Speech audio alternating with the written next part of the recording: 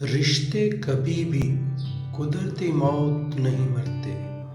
इनको हमेशा इंसान कत्ल करता है, नफरत से, नज़रअंदाजी से, गलतफहमी से। जिंदगी में बहुत कम लोग ऐसे मिलते हैं जो सच में आपके साथ मुखलिस हों, वरना ज़्यादातर तो लोग दिखावा ही करते हैं। रिश्ते और तल्लुक निभाना एक फ़न है जिसके लिए दौलत की नहीं, महज एहसास की ज़रूरत होती है। खुदा को कभी किसी ने नहीं देखा। अगर हम एक दूसरे से मोहब्बत रखते हैं तो खुदा हम में रहता है।